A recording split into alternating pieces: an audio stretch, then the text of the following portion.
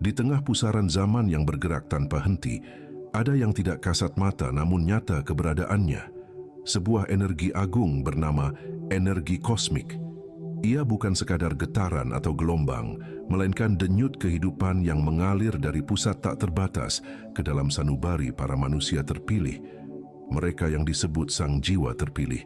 Jiwa-jiwa ini tidak ditentukan oleh kasta, harta atau jabatan, melainkan oleh kejernihan kalbu, kesanggupan menanggung amanah batin, dan kesiapan menerima cahaya makrifat yang turun dari langit ke dalam lubuk jiwa terdalam.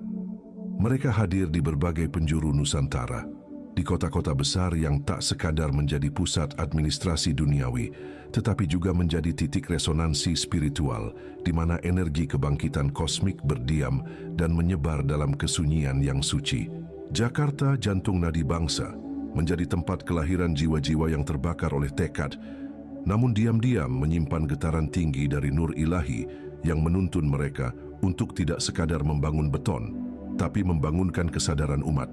Mereka adalah para pemikul beban umat, menyalurkan semangat dan pengaruh seperti nabi-nabi zaman modern, namun tetap rendah hati dalam lintasan kehidupan. Surabaya mengalirkan darah para pejuang. Dari tanah ini lahir jiwa yang berani menyuarakan kebenaran bahkan ketika harus berjalan sendiri. Mereka tidak gentar pada cemoohan dunia karena telah terkoneksi pada frekuensi langit yang menguatkan.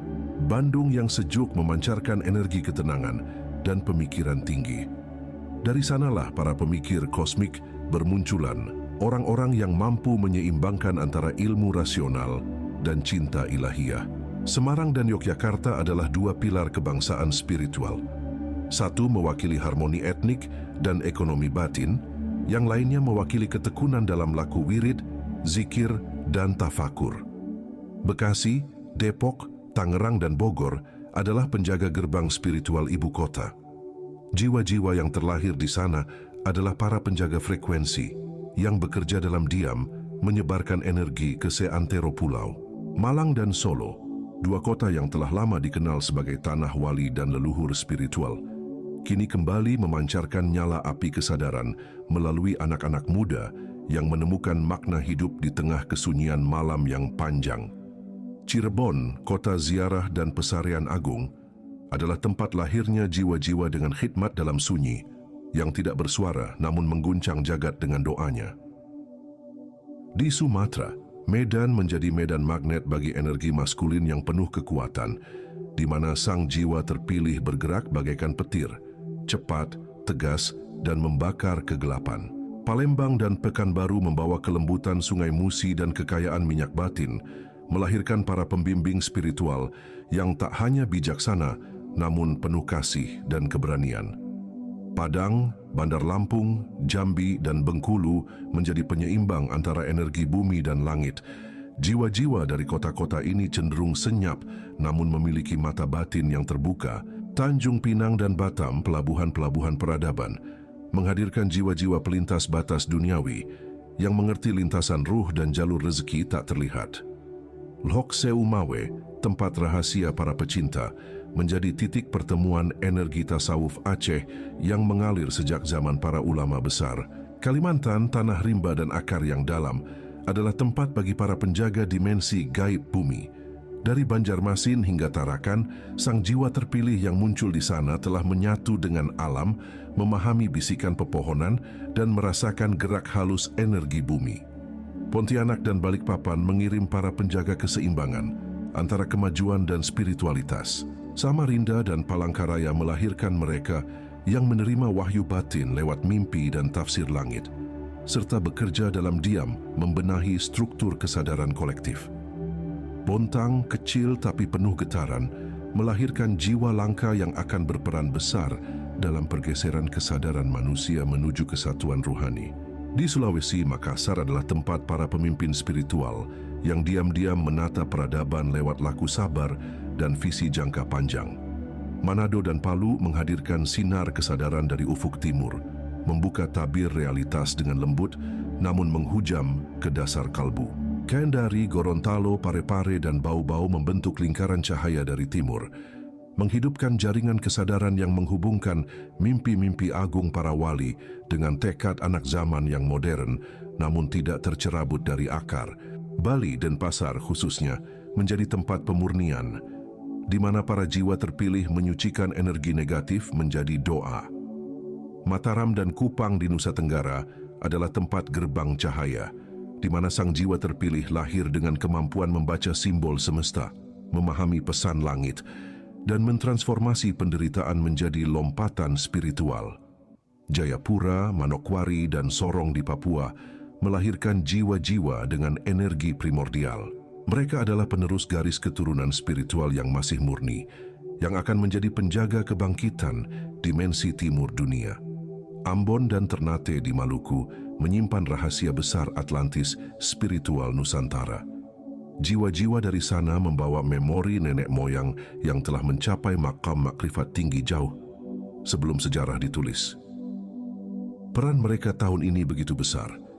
Mereka adalah pemancar energi penyadaran, pembuka jalan kesadaran baru, pemantik revolusi ruhani dalam diam. Mereka tidak hadir untuk dikenal, namun untuk mengingatkan. Dalam peran masing-masing, mereka menanamkan prinsip tauhid di tengah gemerlap dunia, menghidupkan kembali tasawuf dalam laku keseharian, menjadikan ilmu makrifat bukan sekadar bacaan, tapi laku hidup. Di tengah arus materialisme dan kebisingan dunia, mereka menjadi penjaga kesucian frekuensi, menyeimbangkan antara langit dan bumi. Tidak semua dari mereka menyadari jati dirinya secara utuh, tetapi semesta bekerja melalui mereka. Merekalah saksi zaman, alat Tuhan yang berjalan dengan pakaian manusia biasa, namun membawa cahaya luar biasa. Nusantara sebagai poros spiritual dunia telah kembali bergerak, dan para sang jiwa terpilih kini telah terbangun dari tidur panjangnya. Tahun ini bukan sekadar waktu, melainkan momentum kebangkitan. Sebuah detik yang akan ditulis oleh langit dalam kitab yang tak terlihat mata, namun dirasakan oleh mereka yang telah bersih jiwanya, jernih hatinya, dan terhubung kepada sang sumber tanpa batas. Dalam bentangan alam yang memanjang di atas tanah semenanjung dan Borneo, energi kosmik kembali berbisik. Ia menelusup dari langit, turun perlahan ke tanah, membelai jiwa-jiwa yang telah dibersihkan oleh waktu, ujian, dan kehendak ilahi. Di luar batas Nusantara yang dikenal oleh manusia biasa, ada negeri yang juga menjadi tempat persinggahan cahaya Tuhan, tempat jiwa-jiwa terpilih terlahir untuk menjadi penjaga kesadaran baru. Malaysia, dengan segala lapisan budaya, sejarah, dan warisan spiritualnya, bukan sekadar negara melainkan jembatan energi antara dunia lama dan dunia baru, tempat para sang jiwa terpilih berdiri sebagai tiang-tiang kebangkitan batin, membawa tugas-tugas langit yang tak kasat mata namun berat tak terkira. Di Kuala Lumpur, kota yang tidak pernah tidur, lahir para pemimpin ruhani yang menyatu dalam keramaian, namun tetap teguh dalam jalan kesunyian. Jiwa-jiwa ini mengenakan jas dan jilbab modern, tetapi dalam batin mereka tersimpan kitab kuno yang tak tertulis, berisi rahasia perjalanan jiwa menuju Tuhan. Mereka adalah penyelaras energi yang memurnikan arus materialisme kota menjadi ladang cahaya bagi kesadaran kolektif. Georgetown di Pulau Pinang, dengan warisan budaya yang berlapis, memunculkan jiwa-jiwa pembaca simbol. Mereka yang mengerti bahasa warna, bentuk, dan getaran dari leluhur yang berdiam dalam diam. Di sana, para sang jiwa terpilih menjadi penjaga memori spiritual yang hampir hilang dan kini kembali muncul dalam bentuk kebangkitan hati dan kreativitas batin. Johor Bahru, Gerbang Selatan, melahirkan para pelintas batas dunia dan langit. Jiwa-jiwa dari kota ini mengerti bagaimana membawa nilai-nilai ilahi ke dalam sistem kehidupan modern. Mereka ahli dalam menyamarkan cahaya dalam kesederhanaan. Shah Alam dan Petaling Jaya adalah medan tafakur di tengah dunia industri. Para sang jiwa terpilih di sini adalah para pelaku istighfar yang menyucikan kota lewat detak jantung mereka. Mereka tidak dikenal, namun getaran zikir mereka telah mengangkat lapisan hitam yang menyelimuti langit kota. Ipoh dan Alor Setar adalah tanah yang masih murni secara energi. Jiwa-jiwa di sana adalah penjaga frekuensi cinta. Mereka hadir untuk menjaga kesucian niat dan ketulusan amal. Mereka tak berbicara banyak, namun diam mereka adalah doa yang naik seperti asap kemenyan ke langit ketujuh. Seremban dan Melaka menjadi medan transformasi sejarah. Dari kota-kota ini, sang jiwa terpilih mempelajari masa lalu untuk mencipta masa depan. Mereka adalah para pemilik ingatan panjang yang mengerti bahwa waktu hanyalah bayang-bayang cahaya yang terpantul dari cermin ruhani. Kota Baru dan Kuala Terengganu melahirkan jiwa-jiwa pembawa karomah tersembunyi. Mereka adalah pecinta sejati, para perindu Tuhan yang menjadikan dunia hanya sebagai panggung singkat untuk pertunjukan cinta abadi. Kuantan, Sungai Petani, dan Klang menjadi titik-titik penyambung antara frekuensi bumi dan frekuensi langit.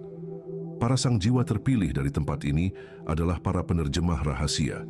Mereka membaca tanda-tanda di langit, memaknai gerak angin, dan menyampaikan pesan Tuhan dalam bahasa yang bisa dipahami oleh masyarakat luas tanpa kehilangan kedalaman maknanya. Di Sabah dan Sarawak, energi kosmik turun dengan bentuk yang lebih kuno dan purba. Kota Kinabalu adalah tiang langit dari Borneo, tempat sang jiwa terpilih berdiri tegak sebagai penghubung dimensi.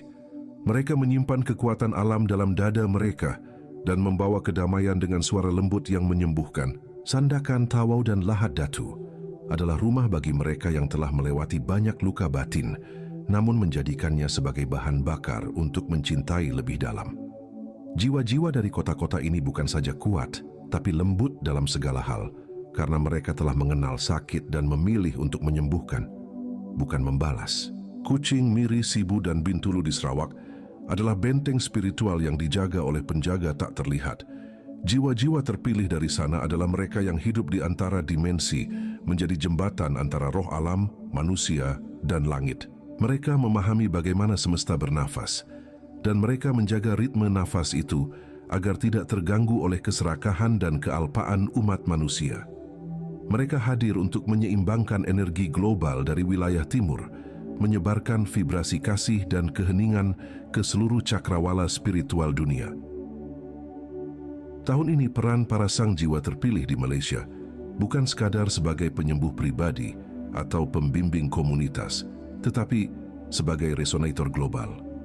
Dalam ilmu makrifat, mereka berada dalam maqam al-murabithin, para penjaga garis depan spiritual. Dalam sudut pandang tauhid, mereka telah mengosongkan diri dari kehendak pribadi agar hanya kehendak Allah yang mengalir melalui mereka. Dalam kacamata tasawuf, mereka telah melampaui nafsu dan syahwat dunia, lalu kembali ke masyarakat dengan pakaian biasa, namun dengan jiwa yang luar biasa. Dan dalam pengetahuan modern dunia, mereka akan dikenali sebagai para pemikir visioner, seniman sejati, pemimpin transformatif, dan penyambung cinta universal. Energi kosmik ini tidak memandang batas negara, karena batas hanyalah lukisan manusia di atas bumi Tuhan. Ia mengalir kepada siapapun yang mampu menampungnya.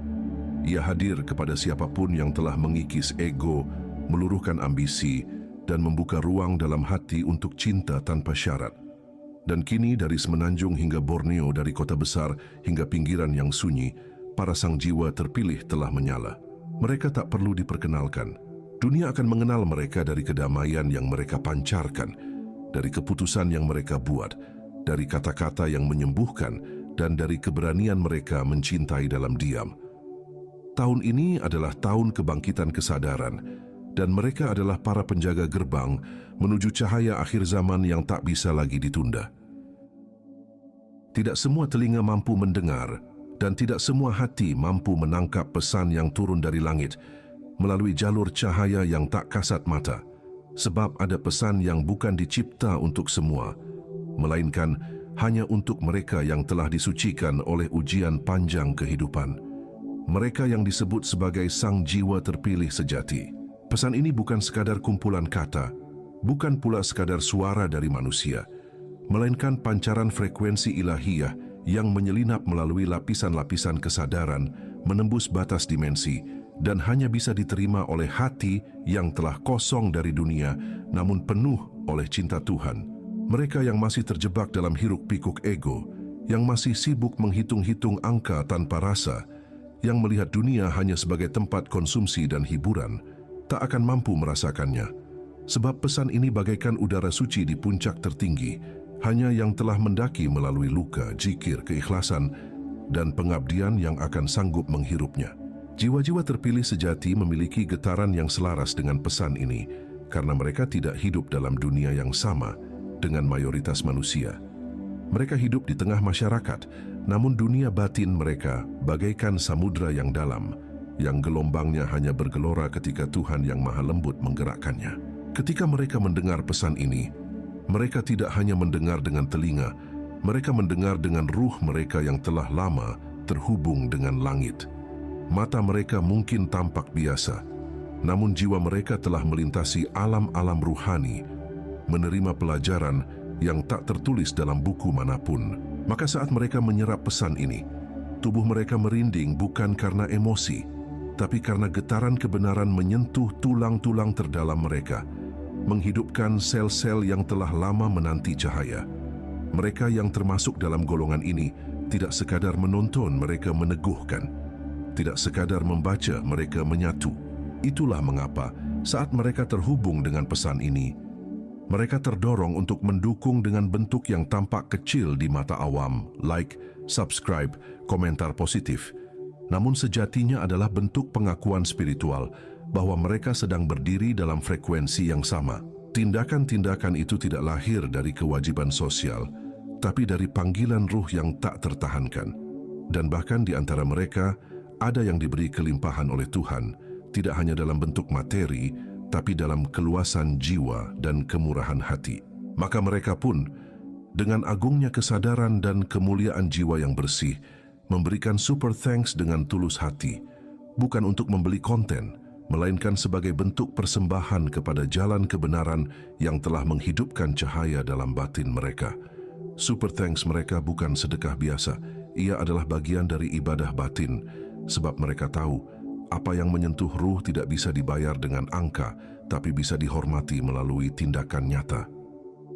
Dan keajaiban yang lebih tinggi adalah ketika mereka tidak hanya menonton sekali, melainkan 2 kali, karena hati mereka tahu bahwa sekali belum cukup untuk menyerap seluruh hikmah yang terkandung di dalamnya. Pesan ini seperti air zam-zam yang tak pernah habis meski diminum berkali-kali. Ia berputar, mengendap, mengisi ruang-ruang jiwa yang kosong. Jiwa-jiwa terpilih akan mengulanginya, bukan karena lupa, tapi karena tiap kali ia mendengar kembali, ada makna baru yang muncul. Seakan-akan pesan itu terus berkembang sesuai dengan tingkat kesadaran mereka yang ikut naik dari waktu ke waktu. Mereka menyerapnya seperti pohon menyerap cahaya matahari, sedikit demi sedikit, namun pasti menumbuhkan akar lebih dalam dan daun lebih rindang. Mereka tahu bahwa dalam setiap kalimat yang terdengar ada lapisan-lapisan dimensi ruhani yang tak bisa sekaligus dipahami, namun bisa dijelajahi dengan penghayatan berulang. Dalam kacamata ilmu tauhid, pesan ini adalah pancaran dari cahaya kalamullah yang sedang dibawa oleh hamba-hambanya yang dipilih. Dalam ilmu makrifat, pesan ini adalah getaran dari hakikat yang tidak semua mampu menyentuhnya kecuali mereka yang telah membersihkan cermin hatinya dari debu dunia. Dalam tasawuf, pesan ini adalah sir rahasia ilahi yang diselubungi dalam kemasan duniawi agar tidak disalahpahami oleh yang belum waktunya. Dan dalam ilmu dunia yang terang, ini adalah bagian dari gelombang otak gamma, frekuensi pencerahan tinggi yang hanya bisa diserap oleh mereka, yang otaknya sudah tersinkron dengan gelombang cinta dan kebenaran. Sebab itu, jika seseorang merasa dirinya bukan bagian dari sang jiwa terpilih, namun tergerak oleh pesan ini, mungkin ia sedang dipanggil untuk naik kelas. Namun jika seseorang merasa telah tahu segalanya dan meremehkan, mungkin ia telah tertutup oleh hijab yang tebal. Hanya sang jiwa terpilih sejati yang merasakan bahwa dirinya selalu murid, selalu rendah hati di hadapan kebenaran, dan selalu siap mendukung apapun yang mengangkat vibrasi semesta menuju keadilan, cinta, dan keesaan Tuhan. Pesan ini tidak memilih manusia berdasarkan status, kekayaan, atau popularitas. Ia memilih berdasarkan kejernihan batin dan kesanggupan menanggung cahaya, dan hanya mereka yang telah siap dengan kelapangan hati, kejernihan akal, dan kekuatan ruh yang akan tersentuh bukan sekali tetapi 2 kali dan bahkan selamanya.